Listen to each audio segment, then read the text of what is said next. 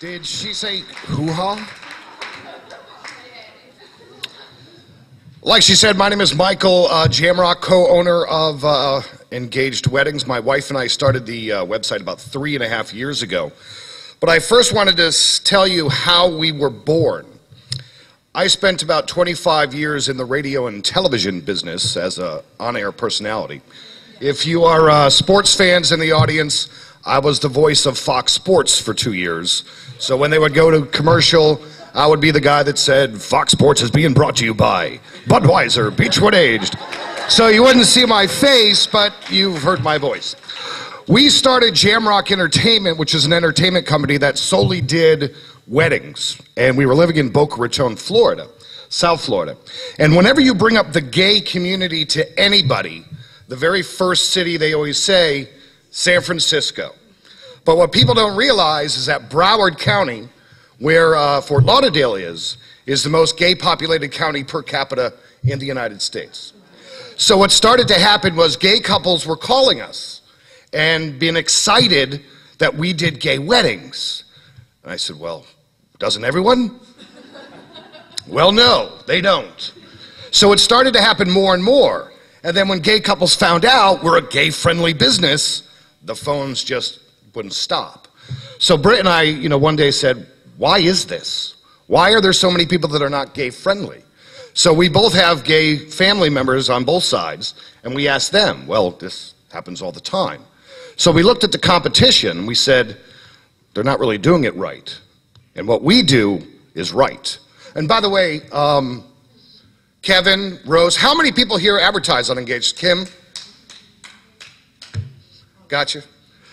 So yeah, we basically take care of the entire country. But what we did, and the way we do things, nobody gets on my website without talking to me first. And we pre-qualify everybody, and we make sure they're gay-friendly. And we have a one-strike policy, which for all of you, it should not happen. But we have a policy that if any of our couples call and complain and say, we were discriminated against, go on. One strike, that's it. We, of course, get both sides of the story, but if we find, like, for example, a limousine company. We always tell a limousine company that, I understand you're a gay-friendly business and owner, you better send a gay-friendly driver. Same thing with catering companies or hotels. If you have a gay wedding on Saturday, you better have a meeting on Friday and tell your staff, if anybody has a problem, reschedule. Now, what you guys are sitting here, and by the way, I was the one that yelled out, history.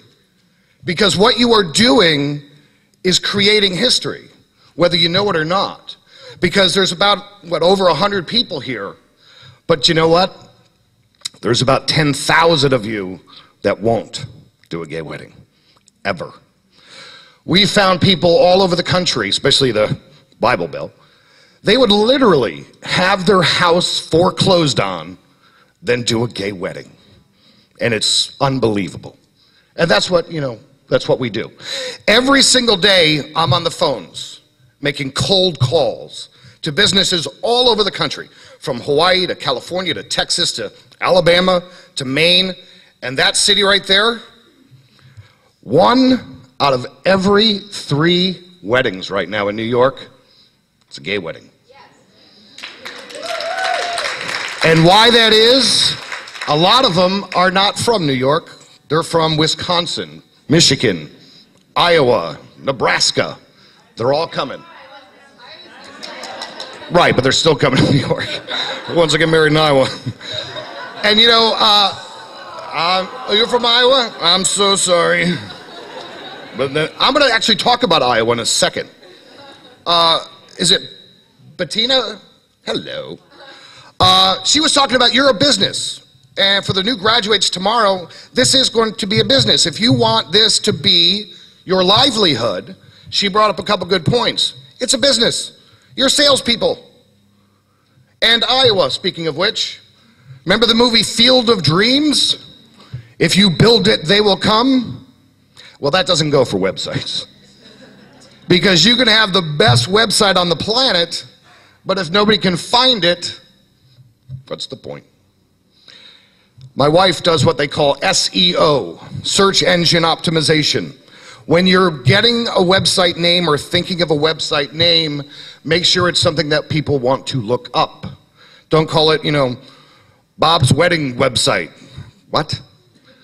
Say something, use the word celebrant, officiant, or whatever you want to call it. But use the word, the key word, so people can find you. What we do, and the most important thing we do, is we make sure people find us. Go to Google, type in gay wedding officiant. I'm number 1, number 2, number 3, number 4. Type in LGBT wedding officiant. Number 1, number 2, number 3, number 4. We got them all covered. 98% of every single keyword that I want, and there's thousands, we're on page 1. About 70% of all of my keywords I want, we're number 1, number 2, number 3.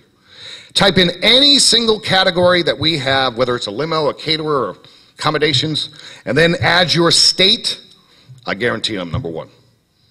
Officiant, gay wedding officiant in Iowa. I got the first 4 spots on Google. So if you want to get found, we have a very bizarre situation because I have more couples coming to my website looking for gay-friendly vendors, everything, than I actually have vendors to accommodate them. How many couples, weddings have you booked through us? Oh my God. 20, 25. How long have you been on the website? Brad, how long's Kevin been on the site? About 7 months. 7 months. Not bad. If you're in New York, they can't keep up with the business. And from all over the world. Right, from all over the world. Australia, all the place. One of the, I'm sorry. Since I advertised to you in New York City, 8% of my business. EM Event Management is one of the best, most exclusive wedding planners in New York. Crane's Business New York just did an article about her and most of our vendors. And she said that after advertising with Engaged Weddings, 20% of all her revenue comes through us. But that's, I'm sorry? She's not cheap. No, she's not cheap. Exactly. Good. Now, what you guys are about to do, and that's why I use the word history, you're about to do something that a lot of people won't. And it's important. There's one downside from gay weddings, though. You're not going to get repeat business. Because when, gay couples or lesbian couples, when they get divorced, it literally makes national news. It doesn't happen. One of our favorite stories is we had a couple in Vermont who waited until Vermont became legal. They've been together for over 60 years. And they had their wedding at their assisted living facility in Vermont. And, Britt's aunts have been together for over 25 years. And, you're not going to get a lot of 19 or 20-year-olds. They're going to be people that's been together 20 years? 46 years. It's been wedding two women, 93 years old, in their apartment. It was gorgeous last week. Right. Unbelievable. Can you say that again so everybody hears it? What? I did a wedding last week of 2 women, 93 years old, together 46 years, in their Manhattan apartment. It was the most touching, beautiful wedding of all the weddings. It was gorgeous. I've got many couples in that age bracket. We won June 9th at the Water Club. Right. A dear friend of mine also, 92 to 89 years old, getting married. Now, one of the things that you guys, and the reason why you're so important, out of all of our categories that we have, whether it's limousines, caterers, whatever ones, gay couples do things differently than straight couples. First of all, they're never, ever going to use the yellow pages. Not going to happen. They're not going to just type into Google, wedding officiant. Not going to happen. They're going to use qualifiers. Gay-friendly, gay wedding, LGBT, GLBT, one of those, to make sure they're finding a gay-friendly officiant. Out of all of our categories, you guys are the hardest. When a straight couple gets married, what do they do first? They book the facility, or they go buy the dress. When gay couples get engaged, what do? They hire you first. And you know why they hire you? You have the most important thing that they need, this pen and your signature. Because without that, it's not legal. And try to find one of you gay-friendly officiants. Charlotte, how many times have I called you from Tennessee to Kentucky to Alabama. I have couples call us and say, we can't find gay-friendly officiants. So I stop what I'm doing, whatever I'm doing, and I said, you know what, I'll find them. And I call Alabama, or I'll call Tennessee, and I can't find them. So then I call Charlotte. I said, Charlotte, I need someone in Kentucky or Tennessee or Jacksonville or whatever it was. And we have to find them because it's so hard to do. Yes? What about the states where gay marriage is not approved, but you could do commitment? Right, and that's a very important question. The states that, like Florida, or Texas, or most of the middle of this country, by the way, if you go to our website, there's a color-coded map of what states are legal and which ones are not. But in the red states are the ones that we just picked red. The states that are red, which are basically like Florida, commitment ceremonies. But even if it is a commitment ceremony, what you must do is you still need to sign it, get it notarized, whatever needs to be done, because that commitment ceremony certificate, if, God forbid, someone's in the hospital or intensive care, if you're not a family member, they're not let you in. It's not 100% sure they're still going to let you in, and they still might, not let you, but at least you have something. So you still have to give them a certificate. And there's a whole bunch of them online that you can just download or buy. So that's... What? Right, there's absolutely no... If you go to a hospital and show the hospital, look, she's my partner, here's my certificate of commitment, you got something, opposed to nothing. So that's what we tell. Now, New Jersey is civil unions, and we won't talk about Christie, but... I'm sorry? Oh, I feel sheepish asking this, but can you charge as much for a commitment ceremony as for a wedding? That question is asked all the time. And it depends on the couple.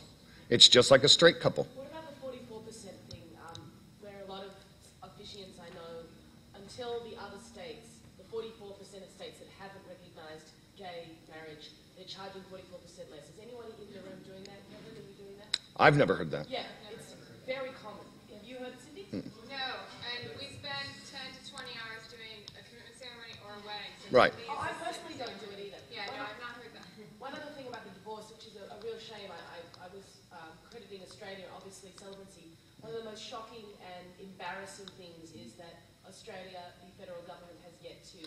I'm going to talk about that in a second. So I recently did a couple who were from Australia, two lovely girls, who claimed, well, of course it's not recognised in Australia, but they can't even get a divorce. Now that they're married in New York, they're not legally allowed to get a divorce because... That's because it's not recognized. Right. So you were never married in the first place, so why are we going to get... If they give you a divorce, that means they're recognizing your marriage. Yeah, exactly. Doesn't make sense. Now, I believe in the state of Florida, if you're a notary and you notarize something like that, that you may lose your notary. that's a very good point. That's a very good point. Now, if in the state of Florida, if you're a notary, I'm sorry? Other states as well. If you're a notary and you notarize like a commitment ceremony certificate, you might lose it. Now, that's a very important question, and I'm glad you brought it up. And it's now going to be up to you, each individual you from wherever state you're in. It's up to you to find out what the local laws are. Wisconsin, Michigan, I don't know if anyone's from there. Careful, because as much as the verbiage you use to be positive and want to be wonderful, you have to be careful of the verbiage that you use, whether it's a civil union commitment ceremony. You have to find out what the laws are, because if you pronounce somebody, husband and husband, you can get fined or go to jail. Okay. Yeah, so you have to find out what the local laws are and be careful of the verbiage. Australia. One of the other things that we do, and we're very proud of it, is we're not an automated website. You have to talk to me before you get listed. And the other thing that we do is we actually fight for marriage equality. We do. And a lot of people always ask me, you're married, you're not gay, so why do you do this? And I always love bringing up the Loving case back in '58, if anyone knows what that is. It was the first interracial couple ever, which was, if you heard the judges and the politicians with this interracial couple, it's mind-boggling. And they always get surprised when I say that I don't care if a gay couple gets married. I don't. I also don't care if a straight couple gets married. It's not, it has nothing to do with me. It's them. It's what they want to do. But what we're going to do is we're going to fight to make sure that they can. And Australia, 9,000 miles away, something like that? 12? 12-hour time difference? 14. All right. What we do, believe it or not, is we're fighting for Australia right now. That's what we're doing on Twitter. Britt gets these emails at whatever, 4 in the afternoon. I guess it's morning there. And it's, what does they say, like, morning from down under or something. But that's what we're fighting for. We're also fighting for North Carolina. Yes. I think it's what, Prop 1 or Amendment 1 or something? Right. And what they're trying to do is they're trying to put forth a law that says you can never get married. No domestic relationships whatsoever. Right. We're also fighting for Washington State and Maryland. Don't even bring up Prop 8 because I'll throw something. If any of you want to write this down, it's afer.org. If you go there, if any of you have heard of Proposition 8, what they've done, celebrities like George Clooney, Brad Pitt, I mean, the list of celebrities in this play is mind-boggling. Go to AFER, it's a 2-hour play. Basically what they did is the U.S. Supreme Court basically put the videos of the actual court case, they locked it down, so no one can ever see the videos. But what they didn't lock down, which doesn't make any sense, is the transcript. So you can actually see the actual, transcript being played out by Clooney and Brad Pitt and all that stuff. So that's what we do. Anyone heard of the Human Rights Campaign? We, Engaged Weddings, are the only commercial website on the planet, commercial meaning we make money, that has written permission from the HRC to use their logos, their videos, and all of their materials. If you ever see the HRC logo on another website that makes profit, they do not have permission. We do. And Martha Stewart, that's a whole different thing. Okay, any other questions? Or we're in the back if you want to chat after lunch. I know we're going to have a singer, but any questions before I go? You're welcome.